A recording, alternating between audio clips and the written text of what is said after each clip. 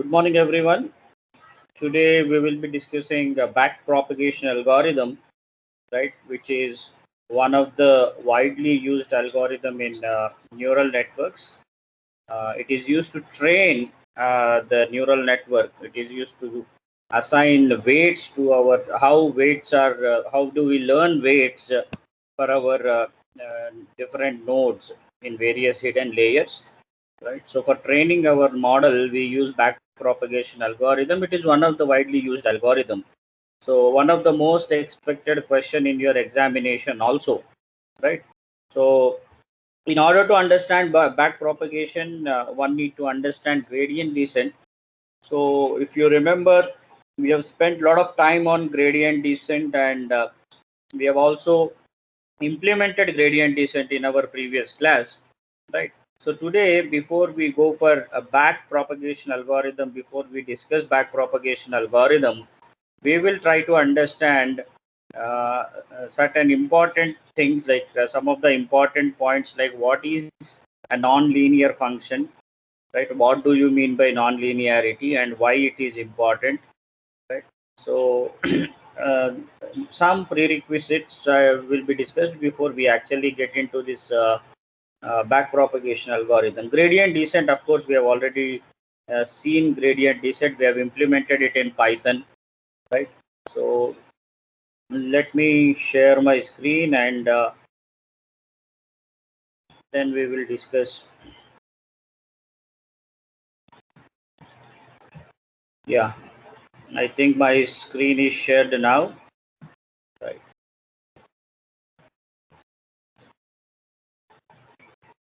So friends, if you recollect, we have spent a lot of time in discussing what is a perceptron, all those things. So this is a basic model of a perceptron which we have seen in our previous classes, right? This is how a perceptron will look like. So this is a normal perceptron. This is a normal perceptron, right? What is the difference between a perceptron and a neuron?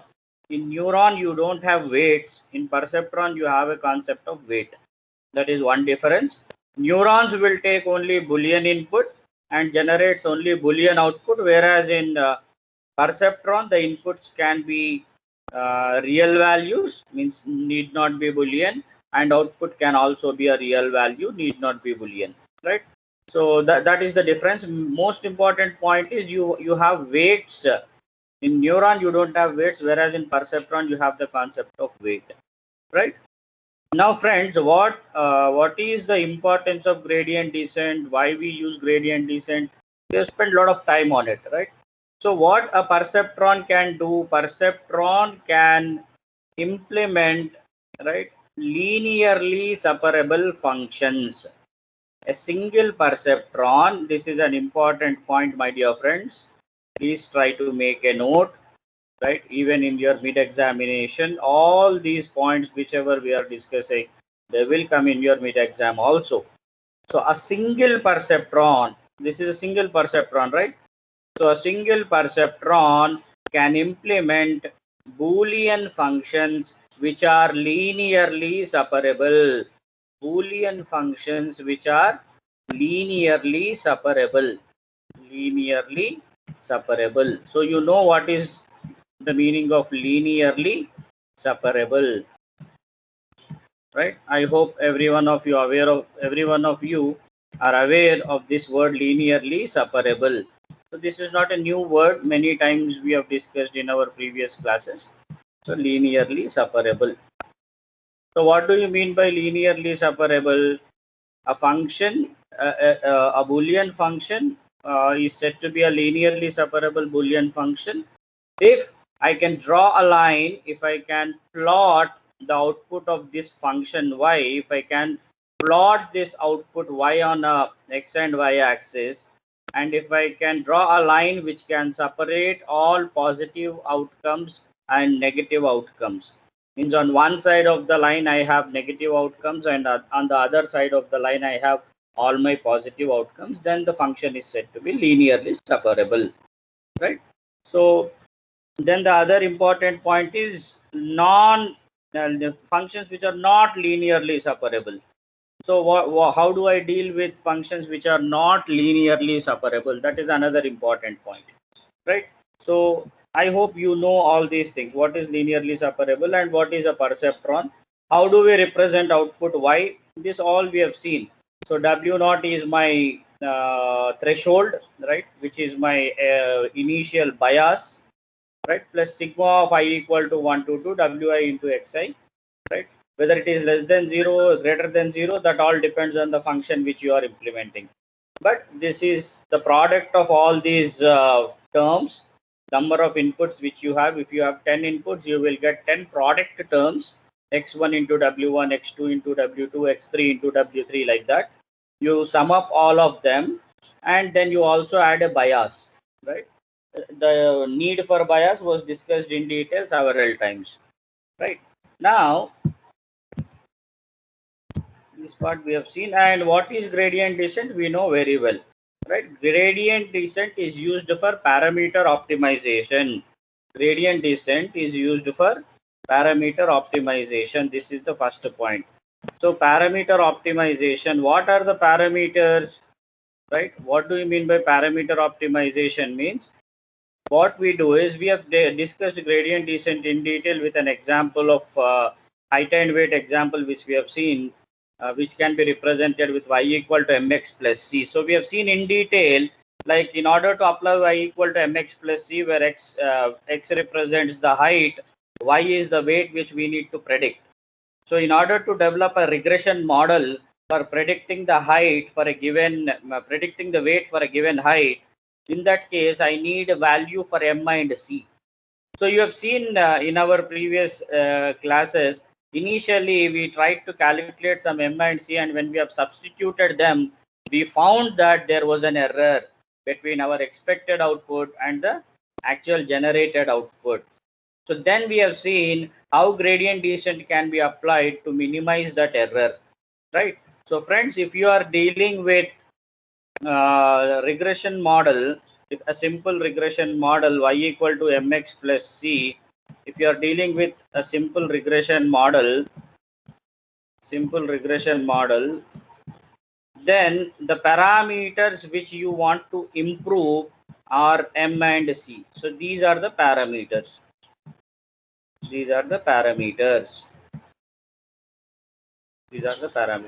Similarly, now if you are dealing with a perceptron, for example, this is a single layer perceptron or a single perceptron, right? I have two inputs, which is x1 and x2.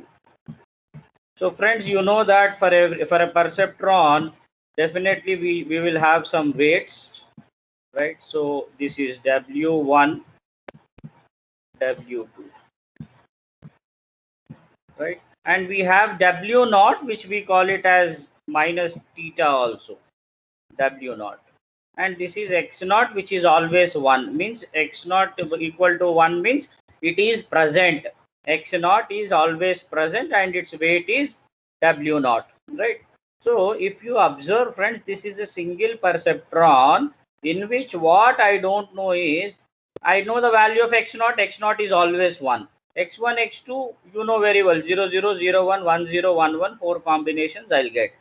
But what should be the value of w naught? I don't know. What should be the value of w1? I don't know. What should be the value of w2? I don't know. These are the three parameters for which I don't know the values.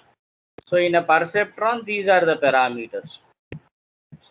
So what I will do initially, I will substitute some random values. I will substitute some random values for w0, w1 and w2, right? And definitely, since they are random values, obviously I will not get the correct answers, right? We have seen that, if you recollect, we have seen the error surfaces concept, wherein we have seen that there were a lot of errors, right? When I assumed w1, w2 as 1.5, if you remember, I'm recollecting this example where we assumed w1 and w2 as 1.5 and 0, we got one error. And when we have assumed 0.45, right, 0.45, if you recollect, we got 3 errors. So like that, when I try to substitute some random values for my parameters, obviously I may get some errors. And the process of minimizing the error, with the help of gradient descent, right? That is called as delta rule or gradient descent rule. Gradient descent is also called as delta rule.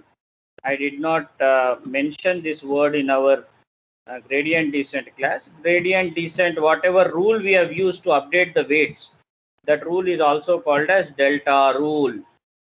Delta rule. This is an objective question. Delta rule. So what we do in delta rule, we have defined a rule to identify to update the weights. So what we do first, we will substitute random weights W0, W1, W2. I'll get some output. Obviously, there will be some error. Then I'll make some changes in these weights. I'll make some changes in W1 and W2 such that the error gets minimized. And I continue this process of updating my weights till I get the least possible error, or till I get the minimum error, or till I get convergence. Convergence means no error. So this entire process was applied last time. This gradient descent rule, we have seen how to update weights. That is done with the help of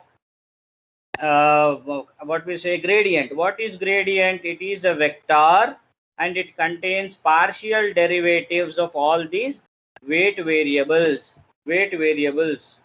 So for example, if I have W1 and W2 as my parameters, let us say I have only 2 parameters. For a moment, let us assume there are only 2 parameters, W1 and W2, weight 1 and weight 2.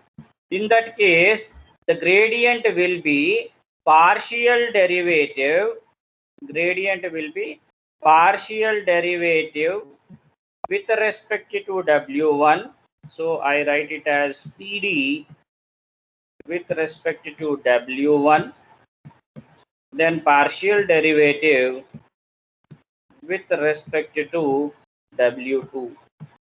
So like that, if I have 10 variables, 10 weight variables, then I get 10 partial derivatives with respect to each variable. So this collection of partial derivatives is called as gradient. So this entire concept of gradient descent we have discussed, right? Just for the sake of continuity, I am discussing it again, right? So what is gradient? We all know. Fine. So this is what is gradient, and what we have done, if you recollect, what we have done, we have applied this gradient descent concept, right? 1 second. Yeah. So what we have done, we have minimized the error by updating our weight. So this gradient is represented with delta, right? So gradients were represented with delta. So what we have done, we have updated W dash is equal to, let me call it as W1 dash, means new weight, W1 plus, what was the symbol? Delta. Delta W1. Delta means a small change. Right? I think the symbol is not this one. I think this is the symbol for a delta. I'm not sure.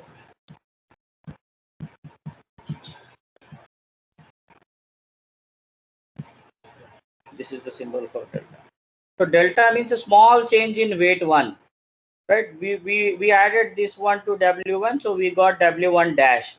Now when W1 dash is replaced with W1, the error should be reduced. Again, what I do, again I repeat this process. So W1 dash dash is equal to W1 dash plus again a delta change in W1 dash. If you recollect, these repetitions were done 1000 times in our program. In our program, we have done it 1000 times, 1000 iterations we have done, and we have seen like our cost function has minimized to a very small value, and you should repeat this process till your cost function will become zero, or it should become at least close to zero. It may not become zero every time, but at least close to zero you should get the cost function. Then you will say that okay, the model is now perfect and it can be used for predictions. So if you recollect our previous program, right, initially the cost function was showing me 0.5, 0.6 like that. Finally it was reduced after 1000 iterations, it was reduced to a very small value close to zero, right?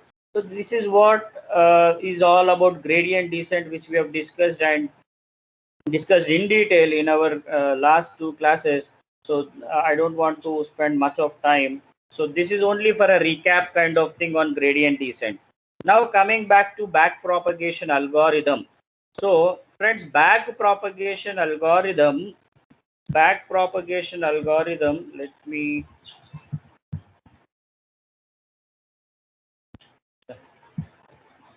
back propagation, back propagation algorithm is used to train a multi-layered neural network. So friends, please try to understand this. Back propagation algorithm, back propagation algorithm is used to back propagation algorithm is used to train a multi-layered neural network. Multi-layered neural network. Now, first of all, now the question is, why do I need a multi-layer neural network?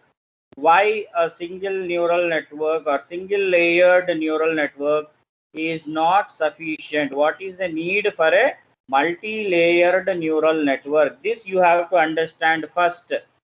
Then if you know why multi-layered neural network is important, then you go for back propagation algorithm. So friends, please observe this. Please observe this carefully. Suppose this is a neural network, a single layer, and with a single perceptron, right? So let us say this is my single perceptron. This is output Y. This is X naught, which is always 1. W naught is the bias. X1, X2, and of course W1, W2. So friends, with this single perceptron, what can I do is, what can I do with a single perceptron means I can implement only Boolean functions which are linearly separable. Linearly separable. What do you mean by this? Means the function's output will be like this.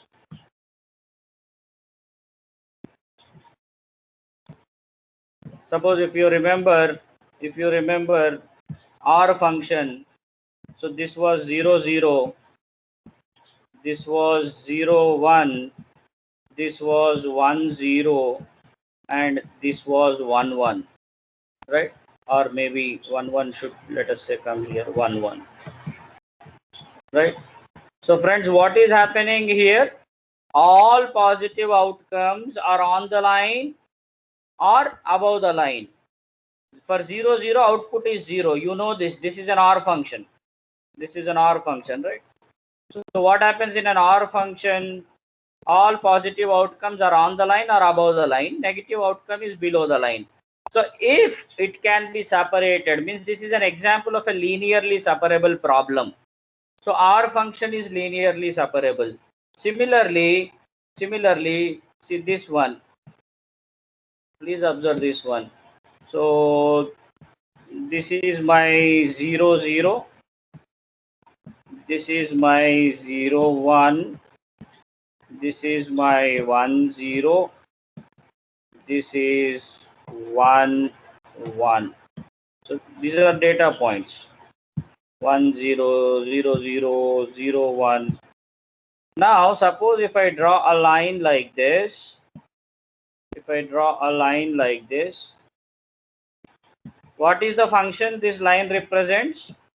What is the function this line represents? Can anybody respond in the chat box? This is not new. This is not new. What is this line represents?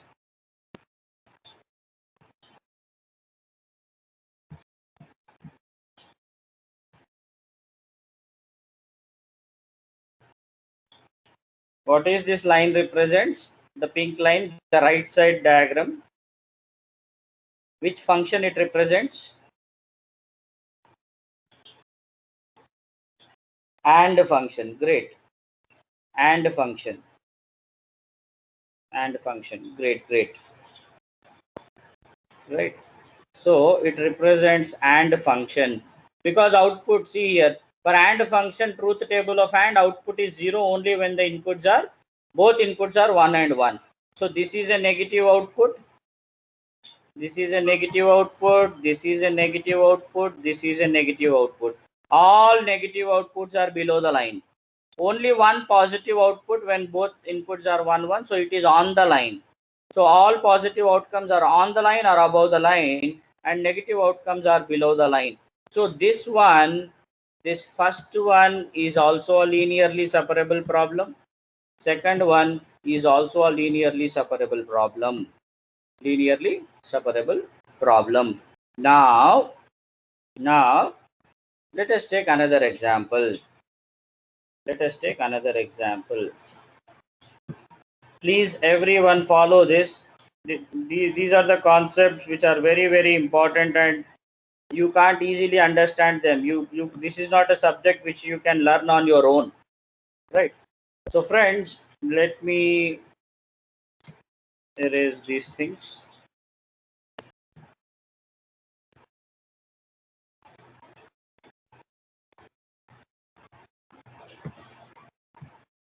Right, so observe this. This is 0 0, this is 0 1, this is 1 0, this is 1 1. Now what is the output or truth table for XOR function? For XOR function, what is the output? 0 0 are my inputs, 0 1 1 0 1 1.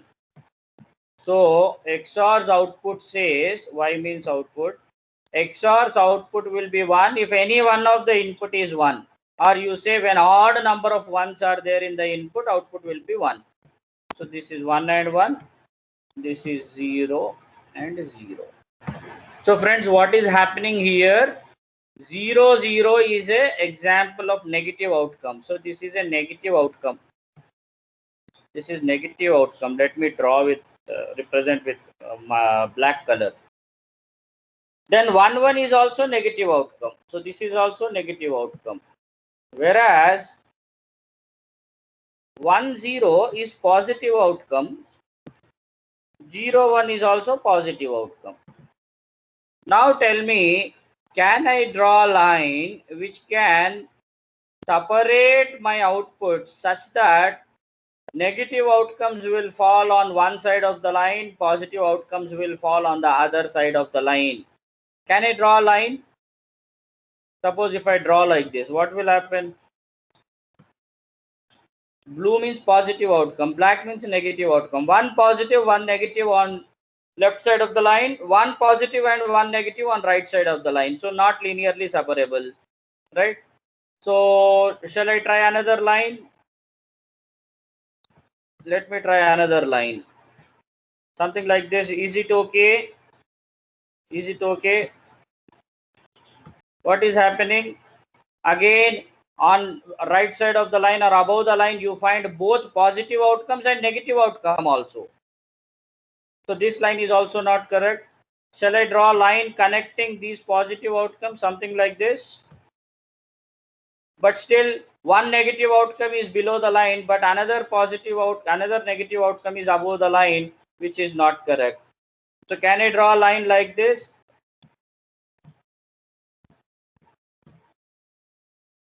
if you look at the line below the line, you find again one positive outcome. This is positive outcome.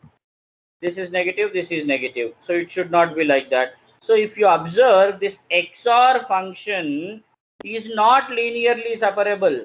Is not linearly separable. That is what you are supposed to identify. XOR is not linearly separable. I can't draw a line. So XOR is not linearly separable. XOR is not linearly separable. So this is the first observation.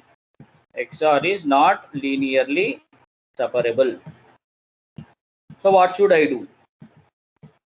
So if I can't implement XOR, shall I leave it?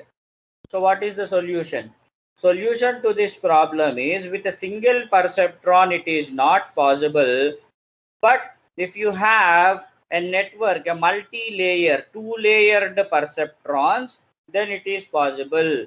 So linearly separable functions which are not linearly separable can also be implemented with a multi-layer network. With a single layer it is not possible, but if you have multi-layer, and especially if for XOR, two-layer is enough.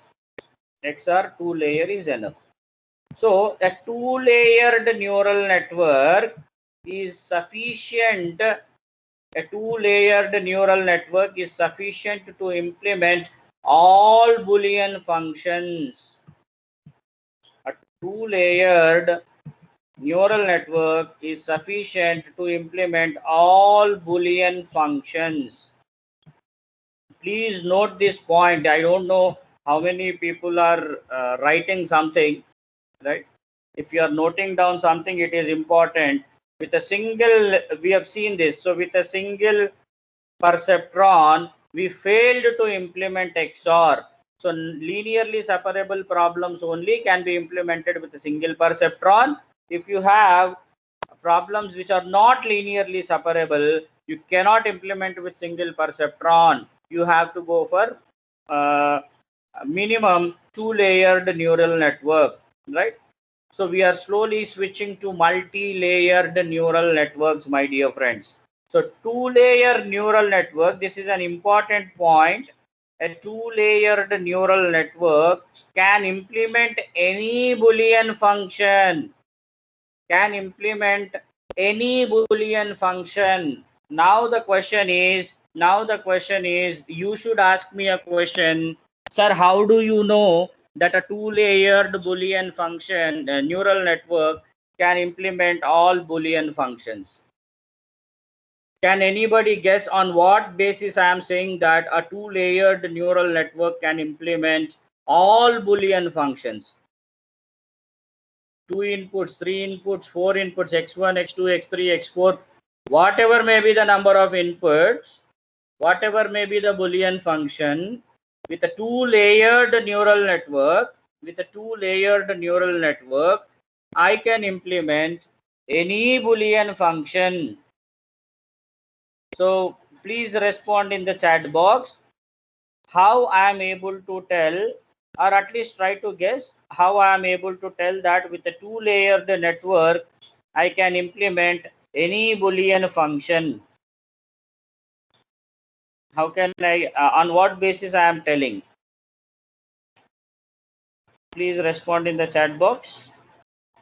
It is interesting question. Actually, this should be a question from your side. You should say, sir, two-layer network can implement all Boolean functions. How can you tell? Did you implement all Boolean functions? Like that you should ask.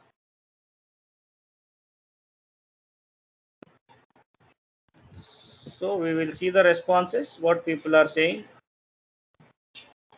Please respond. Can you guess? Can anybody guess? With two-layered perceptron, with two-layer neural network, I can implement all Boolean functions. I am able to make a confident statement like this.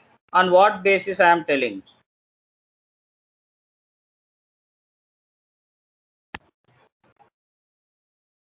As there are only two outputs of binary, 0 and 1. No, no, J not like that.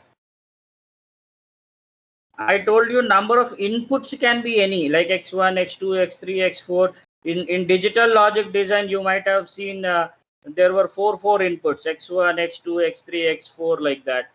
So more than 4, more than 5 inputs can be there. Number of inputs can be any number, sir. I'm talking about the layers. 588, 515, 5B5, D5. There are so many people whom I can expect to respond. They are linearly separable. Who knows? But no. Two-layered network can implement any Boolean function, whether it is linearly separable or not linearly separable. 72. 572. Linearly separable with a single perceptron, I can implement only linearly separable functions. But with a two-layered neural network, I can implement any Boolean function, whether they are linearly separable or not linearly separable. So whether they are linearly separable or not, that's a different story. I can implement with a two-layer network. Both are possible. Linearly separable functions can also be implemented. Functions which are not linearly separable can also be implemented.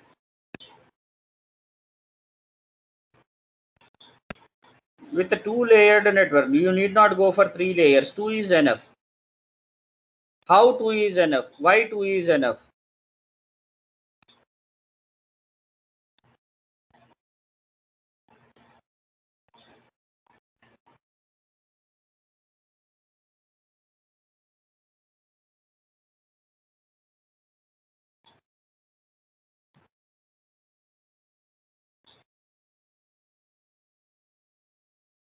Okay, no issues. I'll 72 is still trying something. 88 is also typing. Don't know that. We can modify the outputs of first layer using, yeah, obviously that's true. We can modify, but my question was, I am saying two-layered network is enough to implement any Boolean function. See, how many Boolean functions are there? Nobody can tell, no. Any number of Boolean functions can be created by using logic gates. So what I am doing is, without implementing all possible Boolean functions, number of Boolean functions, how many are there, means infinite. But with a two-layered network, I can implement any Boolean function, like that I am saying. So you should ask, on what basis you can claim this? How can you confidently say that with a two-layered network you can implement all Boolean functions? So this should be actually a question from your side. So the answer is this is closely related to DLD, which you have studied in your second year, friends. So the answer is, with a two-layered network, I can implement a NAND function. I can implement a NAND function. What I can implement with a two-layered network? I can implement a NAND function. Right? NAND gate, my dear friends, NAND gate. NAND and NOR. I hope you remember. What is the speciality of NAND and NOR? What is the speciality of NAND and NOR? What is the specialty of NAND and NOR gates? Speciality of NAND gate.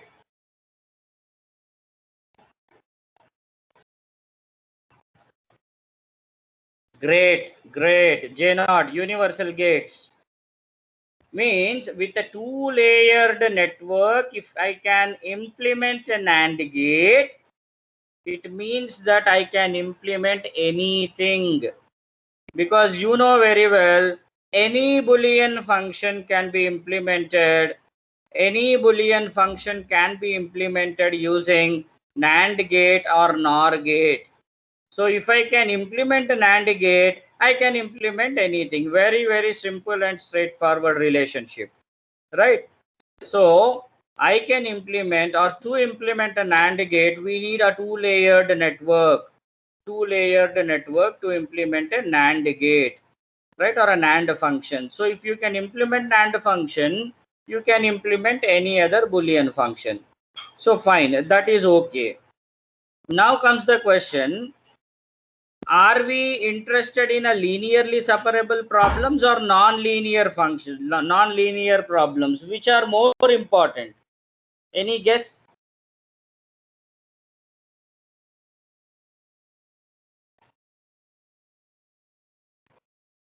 Linear functions are more important or non-linear functions are more important?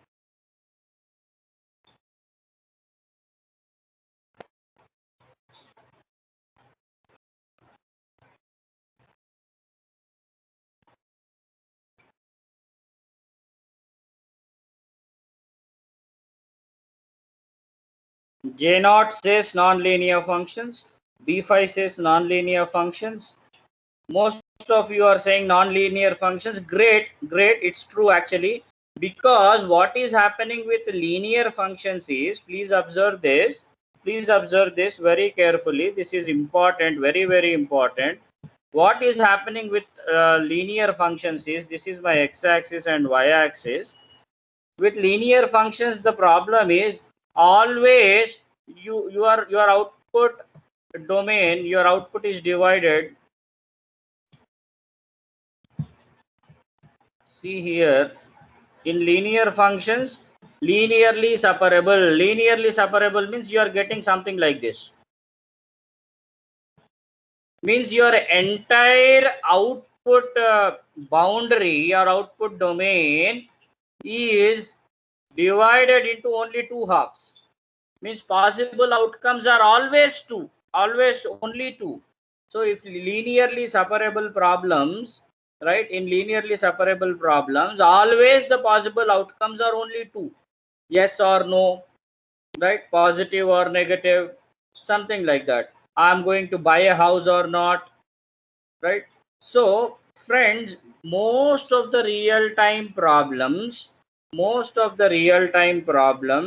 are non-linear only.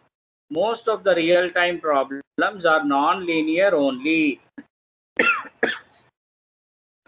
I'm sorry. Most of the problems are non-linear only. For example, let us take a real time example of speech recognition. I'm sorry.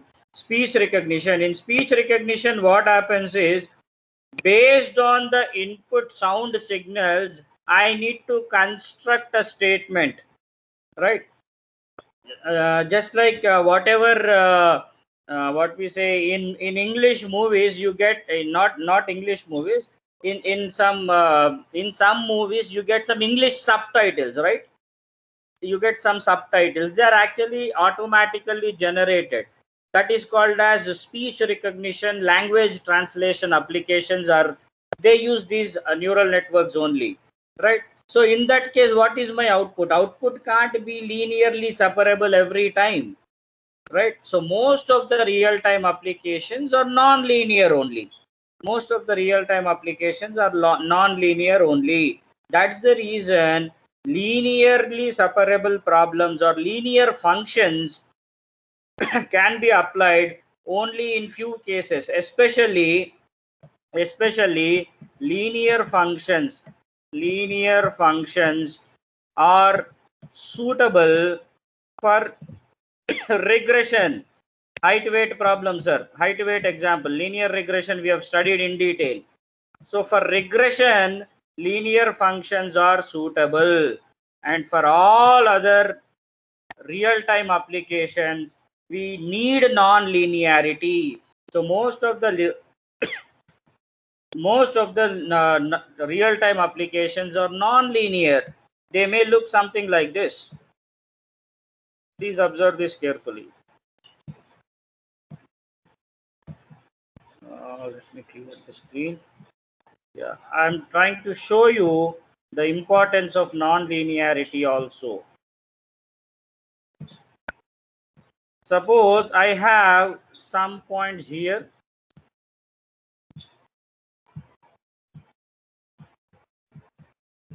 these are my data points. I'm trying to draw something actually.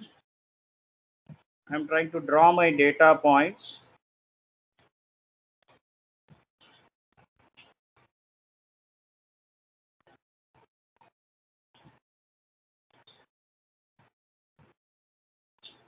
Let me draw my data points.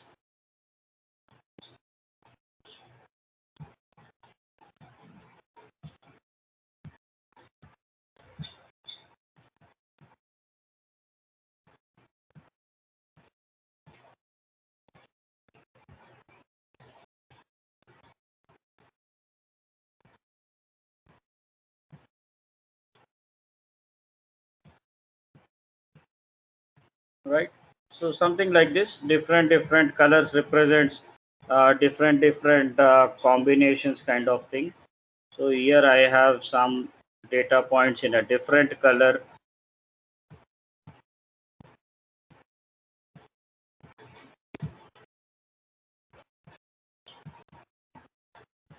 So if you observe in this diagram, intentionally I am showing you different dots. Each dot represent a decision or a data point.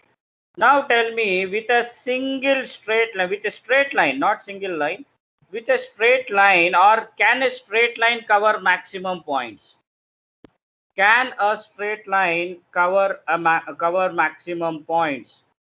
The question is, can a straight line cover maximum points? Obviously not. So in such cases, if you observe, we will try to draw something like this, right? Or something like this.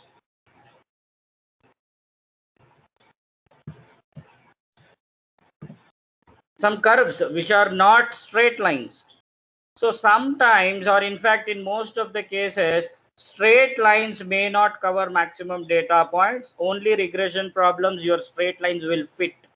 So the linear regression problem, I can use a linear function. In most of the real-time applications, your data points will be scattered like this, and a non-linear function can give you a non-linear output line which can cover maximum points. So linear problems or non-linear problems in most of the real-time problems are non-linear only. So we want to introduce non-linearity.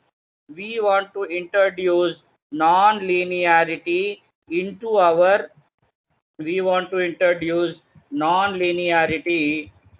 So we want to introduce non-linearity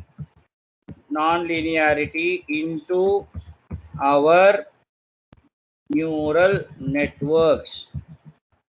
So how to introduce non-linearity, that we will see in detail. So as of now, I hope you accept that there is a need for non-linearity, right?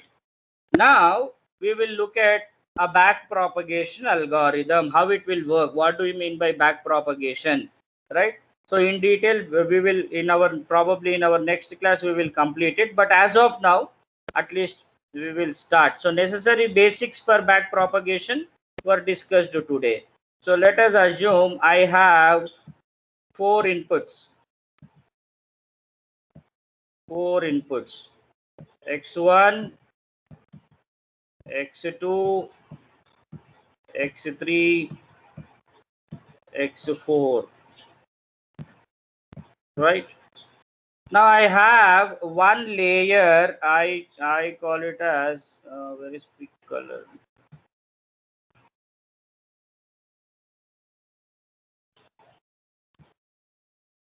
So this is one more second layer.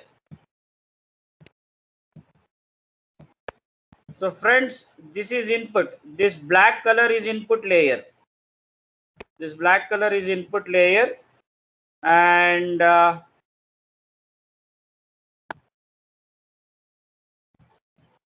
this one is my output. Okay, again pink came. Huh?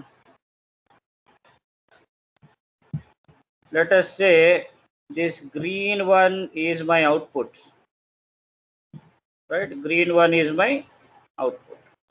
So friends, the number of nodes in the output can be one or many also. For simplicity's sake, as of now, I am writing it as 1. So this is my output Y. Now where are my inputs? I have my inputs here. So what I'll do, I'll connect them. So X1 is connected to first one, X1 is connected to second one, second node X1 is connected to third, X1 is also connected to fourth. Similarly, X2 is connected to first node, X2 is connected to second node, X2 is also connected to third node, X2 is connected to fourth node as well. Similarly, continue this process. X3 is connected to first one, X3 is connected to second node, X3 is connected to third node as well, and X3 is connected to fourth one. X4 is connected to all 4 nodes, and it will look something like this. Friends, please try to understand, please try to observe things carefully, right? Lot of PPTs are available in the internet. I could have simply bought a PPT and I could have simply run through the PPT. I know that it will be easy for me and it will take very less time, but I am not doing that. I am trying to spend maximum time so that whatever concepts I teach, you should be in a position to understand them perfectly, right? So that's the reason I'm spending a lot of time. So please try to follow the classes and please try to understand the concepts. So now from this layer, again, output is being fed. Output of this hidden layer is given as input to the next layer. So friends, please observe, this is called as output layer. The one which is in the green color is output layer. The one which is in black, this part, is input layer, right? Input layer. And the one which you are seeing in pink color, the one which you are seeing in pink color, this is called as hidden layer. Hidden layer. Hidden layer. Friends, there is only one hidden layer. So one input layer, one hidden layer. So total 2 layers. It is called as 2-layered neural network. Two-layered neural network. Now similarly, I can have 3, 4, 5. If you keep on increasing, if you use more number of hidden layers, then it is called as deep neural network. The difference between a neural network and deep neural network is when you have more number of hidden layers, then the network is called as deep neural network, right? You might have heard deep learning. Deep learning is nothing but deep neural networks. So friends, now let us understand back propagation. So what is happening here is, for every input I will have some weights also. So I will have my weights, W1s, W2s, all those things, W3, W4, like that I will have some weights. Now what will happen is I will apply X1, X2, X3. Now you can relate this to our real-time problem, right? Let us say you can take our decision tree example, wherein like if the weather is like weather conditions, if it is overcast, let us say X1 represents overcast, X2 represents wind, X3 represents temperature, X3 represents temperature, and X4 represents some, what we say, some other parameter. What were the other parameters? Overcast, wind, temp, humidity. So let us assume X1, X2, X3. These are all 4 parameters representing different conditions. And the output is I want to predict whether the person will go for playing tennis or not. So what is my output? Going for playing tennis or not. So if you recollect this example, we already have some 16 examples, right? In the data set, we already have 16 examples. Means I have training data. So what I will do is, friends, I will initialize all my weight variables. I will initialize all my weight variables randomly, and I will supply this x1, x2, x3 values. And when I apply this w1 into x1 plus w2 into x2, all that summation process which we know very well, here I'll get some outputs. So here I'll get some intermediate output of hidden layer. Let me call this one as H1, H2, then H3, H4, right? So again these outputs will be given to my output layer. Again some weights will be applied. So again I calculate output function, I'll get some output, right? So obviously when I apply some random weights, I may not get a perfect result, I will get error. So what do you mean by error in this case? What do you mean by error in this case? Suppose if you recollect that example, we had 14 records. In those 14 records, 14 records of training data, means for which we know the output also. So when he is going for tennis, when he is not going for playing tennis, for 14 cases, we know the output. And in those outputs, 9 were positive outputs, means he was going to play the tennis. So 9 were positive, and 9 were positive, and 5 were negative. 5 were negative. So friends, what, just imagine what happened is, if I construct a two-layer network like this, and just imagine when I applied the inputs and with random weights, what happened is, in these 9 positive cases, my neural network model, what it has done is, it has given only 6 as positive. For 9 positive cases, it has generated 6 positive cases. In remaining 3 cases, it gave negative answer, means 3 errors I got in first case. And remaining 5 out of negative cases, let us say, for out of 5, 3 negatives were given, 2 positives were given. Means actually they should be negative, but it was saying positive. Actually 9 were positive, but 6 were given as positive, 3 were given as negative. Means in positive outcomes 3 errors were found, in negative outcomes 2 errors were found. Total number of errors were 5. Total number of errors were 5. So what should I do?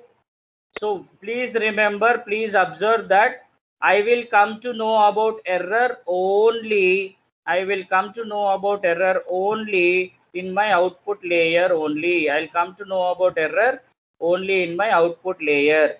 When I get errors, what I do is, I will do back propagation. Propagating means moving. Back propagation means moving in the backward direction. So what I will do is, I will propagate this error, whatever error was computed, I'll propagate this error to this layer, right? My previous layer. Here I'll make some adjustments or alignments or changes into the weights. Then again, whatever changes are done, those changes are again reflected back to the previous layer. Like that, if I have 1 hidden layer or 10 hidden layers, whatever error is computed in the output layer, that error will be back propagated to the previous layer. In the previous layer, weights are refined. Again, changes are made to its previous layer, and again these changes are propagated to its previous layer. Like that, it will be propagated till I reach to my input layer. So between input layer and output layer, I can have any number of hidden layers, and whatever errors are computed, they are back propagated. And using gradient descent, again using gradient descent, we will try to modify the weights. Again using gradient descent, we will modify the weights. Now again I will apply the modified weights. I'll put it in this neural network. I'll see what is the error. Let us say first time I got 5 errors. Now I got only 3 errors. I'm happy. Then again I'll back propagate. I will tell that again there are errors. I'll back propagate. Then again weights are changed accordingly by applying gradient descent internally.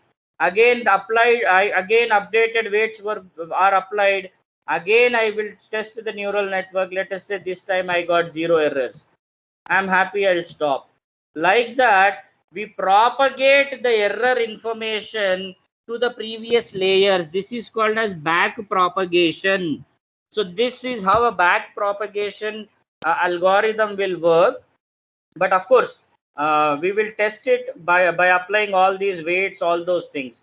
Now, in this particular case, the output is again Boolean. Either he is going to play tennis or he is not going to play tennis. Sometimes the output can be a discrete value. Discrete value means, for example, I have to tell you based on your intermediate marks, based on your interest, based on your school track record, and based on your location, I need to suggest you what kind of engineering college admission you will get. So in that case, let us assume, friends, the possible number of outcomes are many.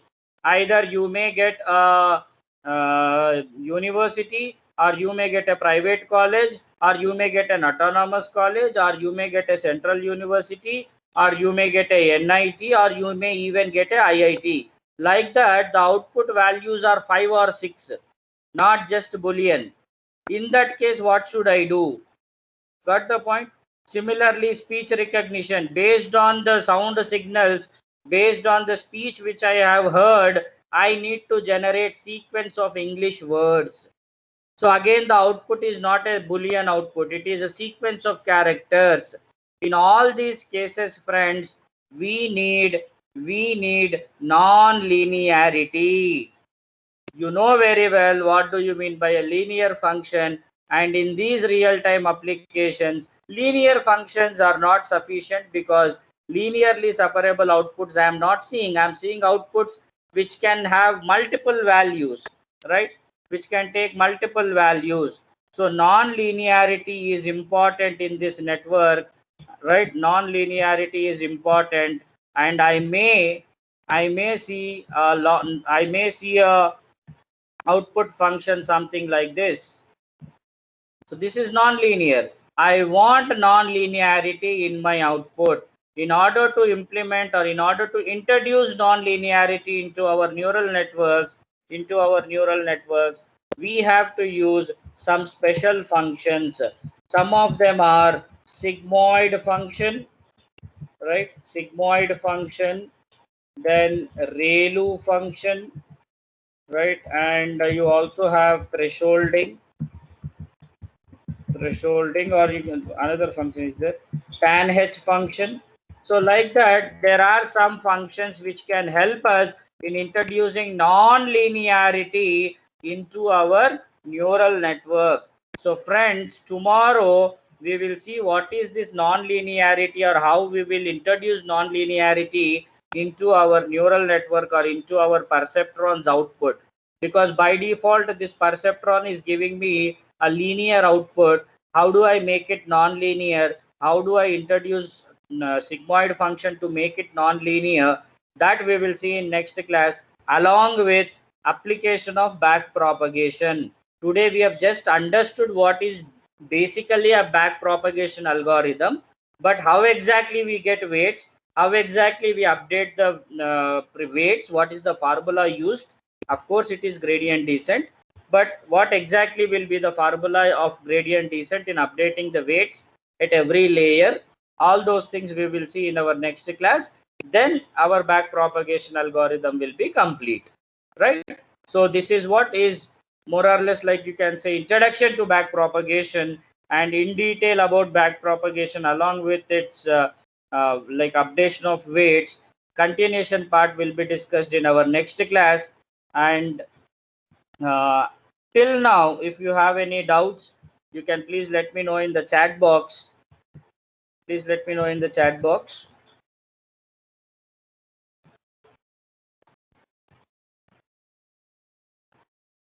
Any doubts?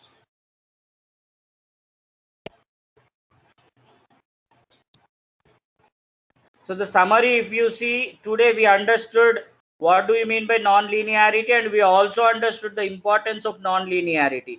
Every time my output can't be linearly separable, especially in real-time applications, output can't be linearly separable, right? So non-linearity must be there. And how do we introduce non-linearity? That we will see in our next class by applying sigmoid function, right? So I hope things are clear till now, right?